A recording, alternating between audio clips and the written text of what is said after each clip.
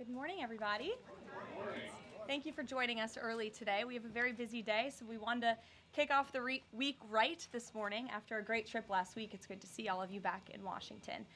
This afternoon in the Rose Garden, President Trump, alongside First Lady Melania Trump, will sign the Take It Down Act into law. First Lady Melania Trump was instrumental in getting this important legislation passed.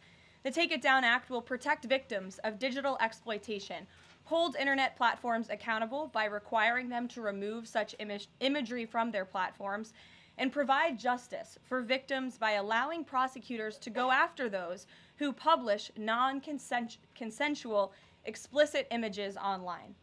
The First Lady met with members in the House and the Senate, survivors and their families, and advocates throughout the process to get this bill across the finish line. We are grateful for the First Lady's hard work and dedication to this issue. And moving forward, she will continue to champion the well-being of our nation's children through her Be Best agenda. I know the President looks forward to signing that bill into law later this afternoon, and we will see you all there. In other news, the One Big Beautiful Bill passed the House Budget Committee last night, bringing it one step closer to final passage. The One Big Beautiful Bill is perfectly named because it represents a once-in-a-generation opportunity to deliver on the Make America Great Again agenda responsible for President Trump's landslide victory on November 5th. The America First policies in this bill are the reason why Republicans currently have the majority in Congress right now. Passing this bill is what voters sent Republicans to Washington to accomplish. And that's why it's essential that every Republican in the House and the Senate unites behind President Trump and passes this popular and essential legislative package. This bill will be the single most pro-small business, pro-family, and pro-American worker legislation ever. This bill will give Americans the largest tax cuts in our nation's history. When Republicans pass the bill, Americans will be keeping more of their hard-earned money and taking home much bigger paychecks. The One Big Beautiful Bill will deliver some of President Trump's central campaign promises. No tax on tips for our hardworking waiters, waitresses, and service workers. No tax on overtime for our law enforcement officers, our firefighters, and all those Americans who are putting in extra hours to make ends meet. And a large tax deduction on interest payments for Americans who purchase American-made cars. Despite desperate Democrat lies, the biggest beneficiary of this tax cut will be working-class Americans and their families. Americans earning between $30,000 and $80,000 per year will pay about 15% less in taxes after this legislation is passed. And according to a brand new paper from the White House Council of Economic Advisors, the average family with 2 children's take-home pay will be up to $13,000 higher because of the increase in wages and reductions in tax obligations. The CEA study also said that the average overtime worker receives a tax cut of roughly $2,000. Again, this is great news for our nurses, our police officers, and all those who work overtime to make ends meet across our country. Put simply, President Trump's One Big Beautiful Bill will be a boon for working-class America. This One Big Beautiful Bill is also pro-family. It will increase the child tax credit to $2,500 per child, establish optional savings account for newborn babies with a $1,000 credit added, and strengthen paid family leave. This bill also delivers historic tax relief to America's seniors by allowing middle and low-income Social Security recipients to deduct an additional $4,000 in payments from their taxable income. If Democrats get their way and the Trump tax cuts are not extended, Americans will face the largest tax hike in history to the tune of $4 trillion. Republicans must not side with Democrats in helping them raise taxes. The One Big Beautiful Bill also provides critical protections of Medicaid, which will strengthen and preserve the program for decades to come through common sense efforts to eliminate waste, fraud, and abuse. Medicaid will no longer be used to pay for barbaric gender mutilation procedures on minor children. And the 1.4 million illegal aliens who are currently improperly receiving Medicaid benefits will be kicked off the program to preserve it for hardworking American citizens who need it. President Trump and Republicans are protecting Medicaid benefits for pregnant women, children, disabled individuals, low-income seniors and families, and the most vulnerable Americans in our society. And that's what Democrats are so angry about. Basic Medicaid protections that will stop the funding of transgender insanity and illegal aliens from ripping off American taxpayers. As you all know, over his first 4 months in office, President Trump ended the previous administration's open border crisis and secured our homeland in record time, all using executive authority. Now Congress needs to act. The One Big Beautiful Bill is the most significant investment in our nation's border patrol and law enforcement agents in our nation's history. The bill ensures that President Trump's popular and successful border security measures are made permanent. Republicans have the backs of Border Patrol and ICE agents who were put through hell over the past 4 years and have quickly worked to secure our southern border. And that's why this bill gives them more resources to do their jobs, including a $10,000 much-needed bonus to ICE agents and Border Patrol agents over the next 4 years. To provide those brave agents with desperately needed reinforcements on the ground, the bill allows for the hiring of thousands of new ICE personnel, customs officers, and Border Patrol agents. These significant hirings will empower President Trump to continue delivering on his promise to carry out the largest mass deportation in the history of our country.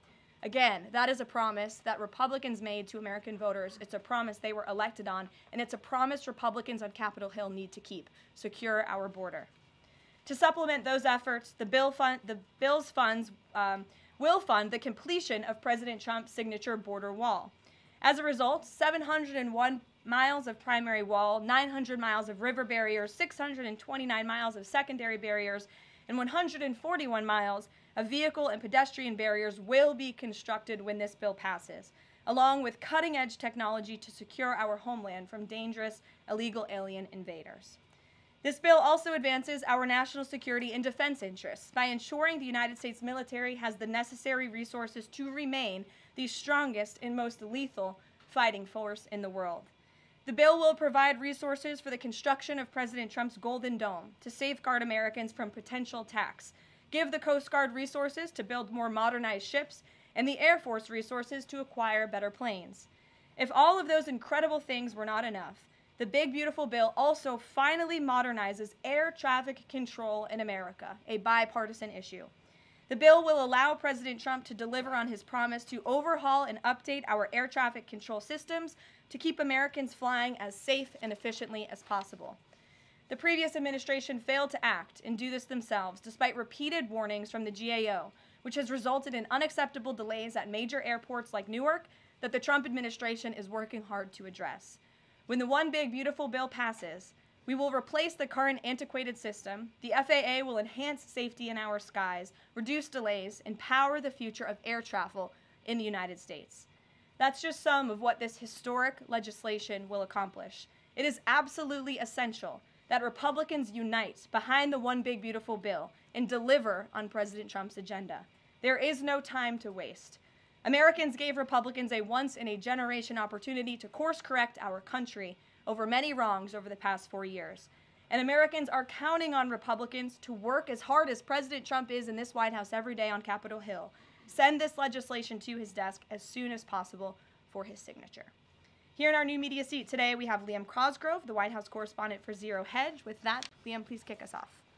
Thank you, Karoline. So my first question is on foreign policy. Sure. The president has made several moves towards peace in multiple fronts: India, Pakistan with the Houthis, talking with Iran and talking with Putin. Biden didn't even talk to Putin for the entire span of the war, which is crazy considering 2 nuclear powers were engaged in a proxy war. So I do admire these moves by the current president, I'll be honest. However, as of today, we are still funding both Israel's and Ukraine's wars. So can Americans expect to finally be done financing foreign wars at some point? Do you consider that one of the president's goals? Mm-hmm. Well, I think I can summarize the president's foreign policy agenda with 2 words: America first. And that means putting the American people and the American taxpayer first. And that's why the president is moving as quickly as he possibly can and working overtime to end these conflicts in both Israel and in Gaza, and also the Russia-Ukraine war. As you all know, the president will be speaking with Putin at 10 o'clock. He plans to call President Zelensky when that call concludes. I spoke to the president about that call at 10 o'clock. I don't want to get ahead of those very important conversations, but of course you will hear directly from the president or me after those calls conclude today. So you can expect that.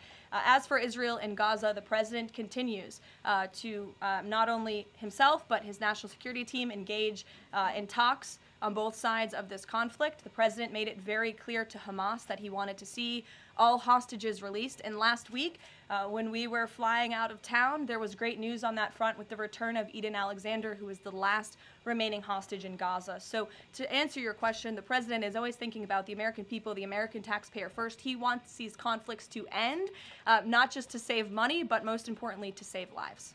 Thank you. And my only other question for you is, so over the weekend, President Trump posted Truth Social a video highlighting what most people call the Clinton body count, which is the strange number of suicides that seem to happen in Clinton circles.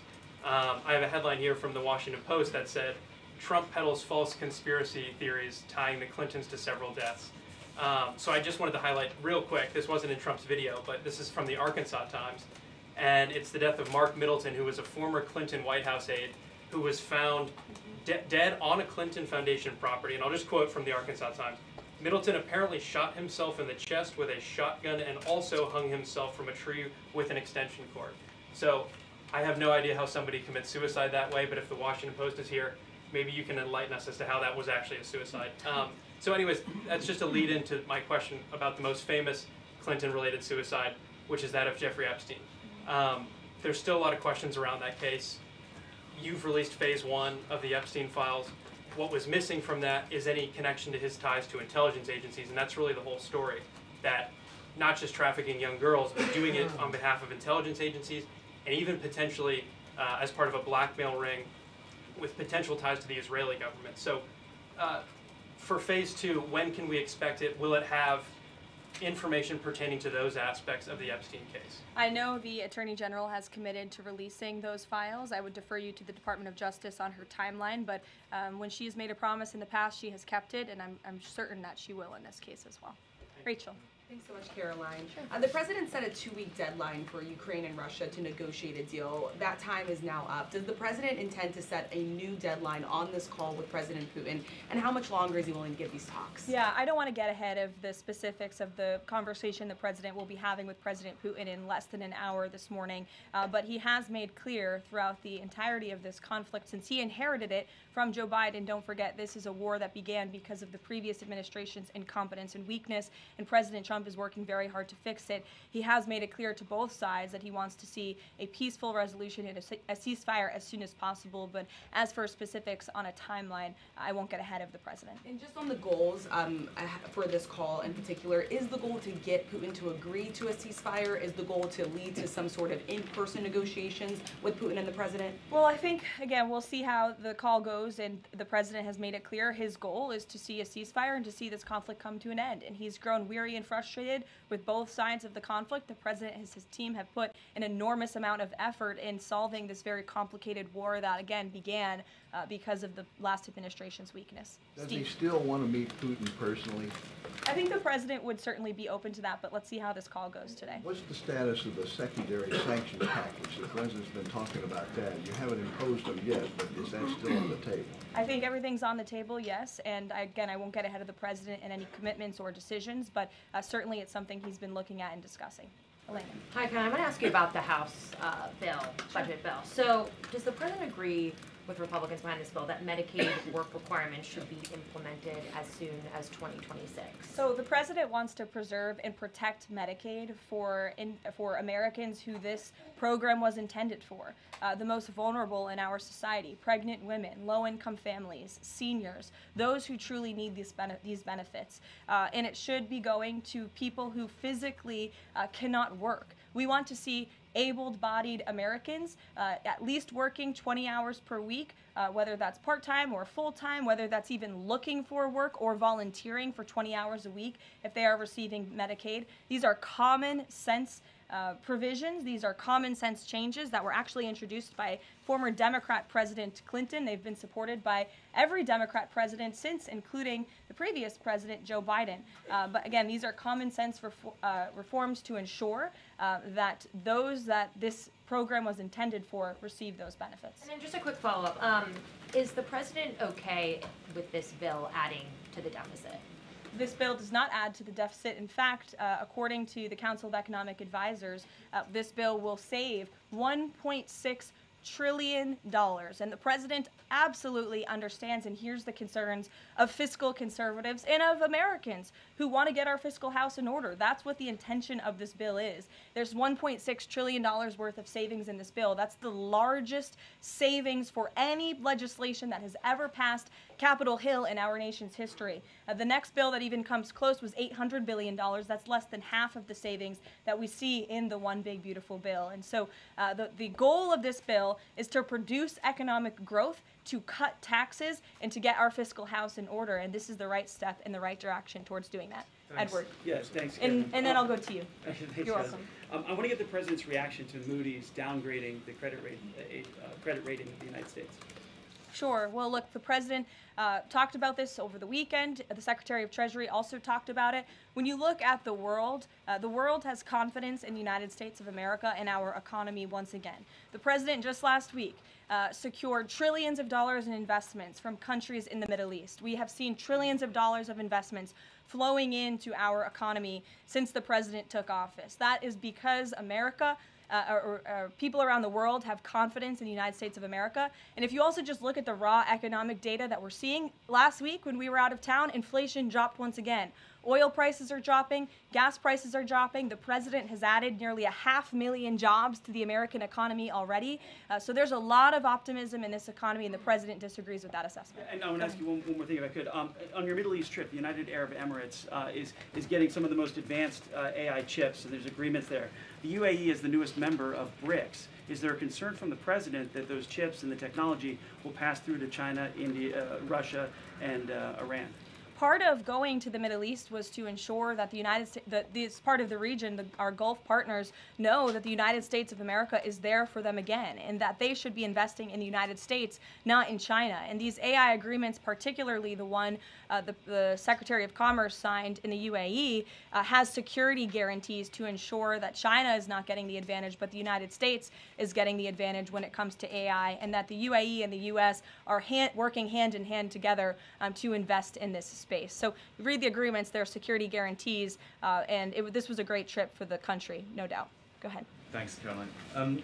Prime Minister Netanyahu of Israel has said today that Israel will take control of all of Gaza. Is that a goal that President Trump is comfortable with, or that he supports? I'll have to talk to the president about those comments as they just came, I believe, from the prime minister this morning, and I'll let him speak on that. The president has made it very clear he wants to see this conflict in the region end. He wants all hostages to be released. He was pleased that Eden Alexander was returned home safely to his loving family. The president spoke with Eden directly while we were traveling to the Middle East last week. As for the prime minister's comments, I'll let the president himself respond to those. Sure.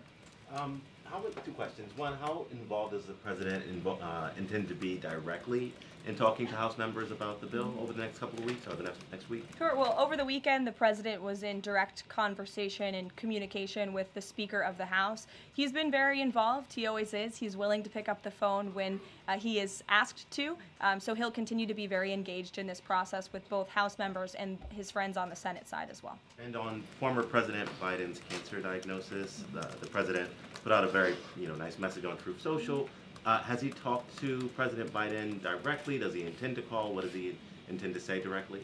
Not to my knowledge. I don't believe they have spoken, but I'm sure the president would be open to doing that. I spoke to him last night about the former president's cancer diagnosis, and the statement that he put out was the initial reaction he had with me on the phone as well. Peter. Follow up on former President Biden.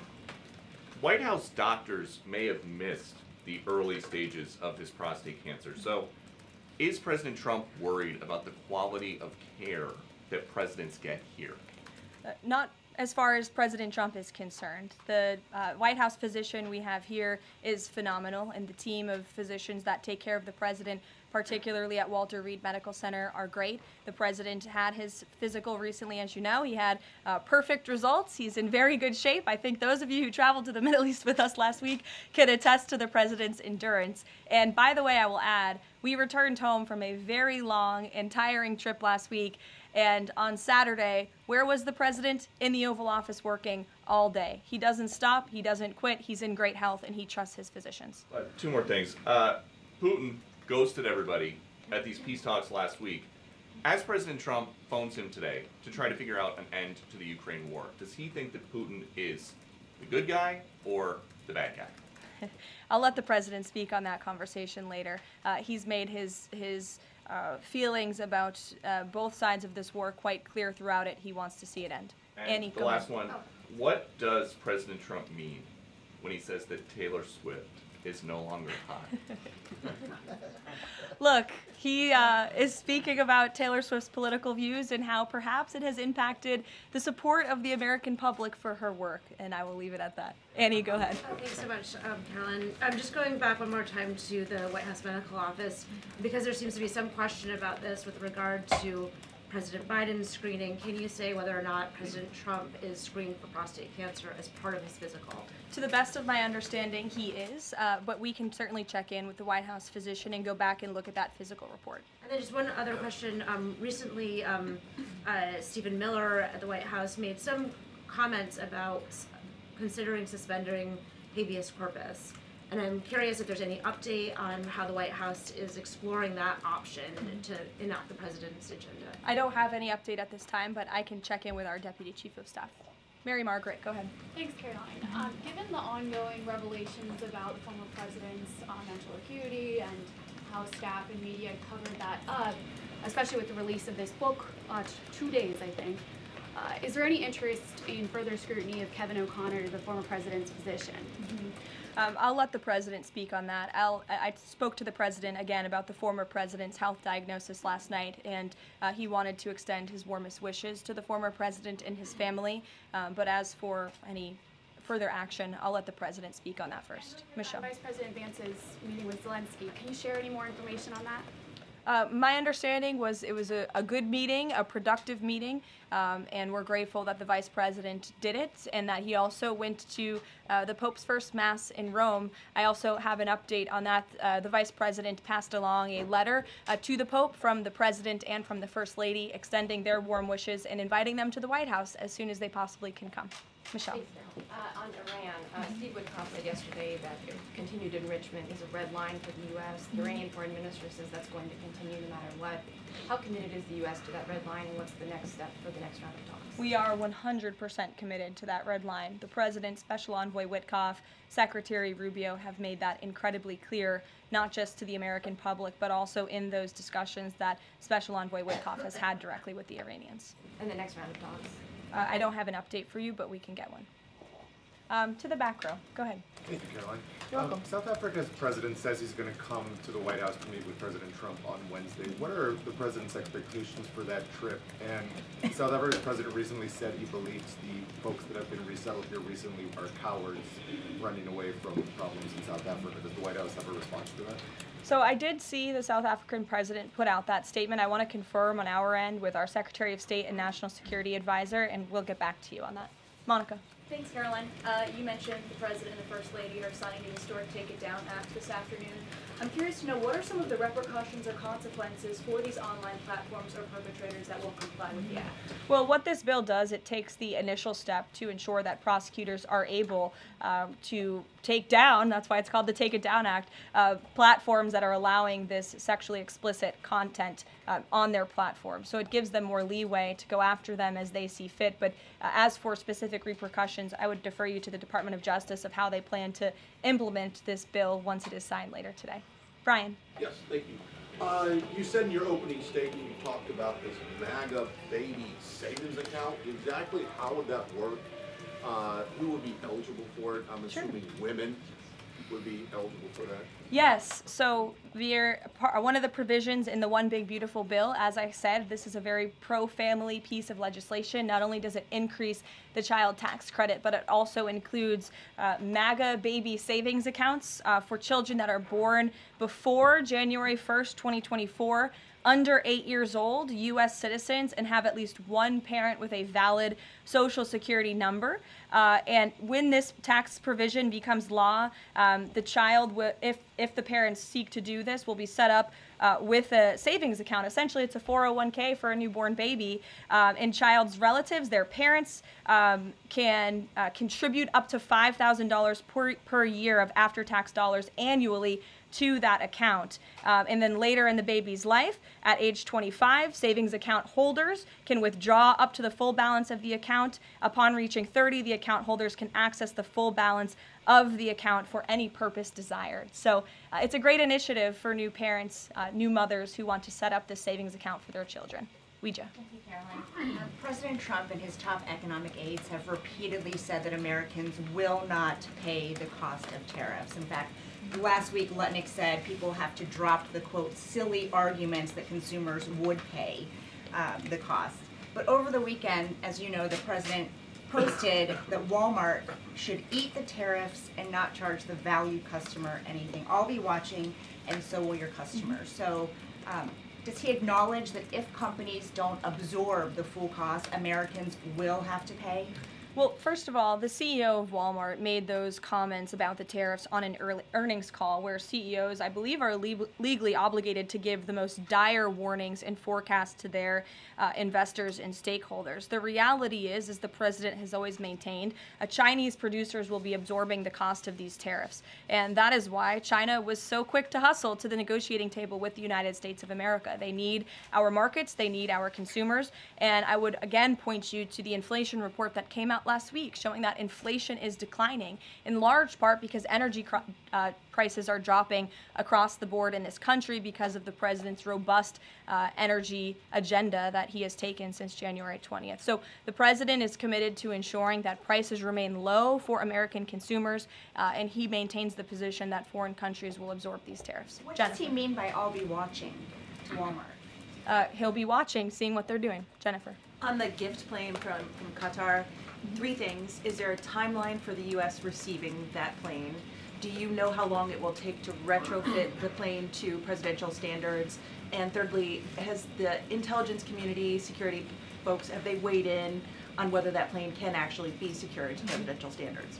I'm glad you brought up this question because I was watching the American press spew a lot of misinformation about the plane donation last week when we were abroad. Let's be very clear. The government of Qatar, the Qatari family, has offered to donate this plane to the United States Air Force, where that donation will be accepted according to all legal and ethical obligations. It will be retrofitted to the highest of standards by the Department of Defense and the United States Air Force. This plane is not a personal donation or a gift to the President of the United States. And everyone who wrote that last week should go and correct their stories because this is a donation to our country and to the United States Air Force. As for a timeline, because it is the United States Air Force that is accepting the plane, I would defer you to them for specifics because the President, frankly, has nothing to do with it. It's the Air Force's project to take on.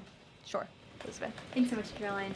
Did the president call fiscal conservatives who were hesitant to vote for the Big Beautiful Bill? And if so, what did they say? What did he say? I don't reveal the president's private discussions unless he gives me the liberty to, but he has been engaged in this process. He spoke to the Speaker of the House, and he will continue to make those phone calls if it's necessary for him.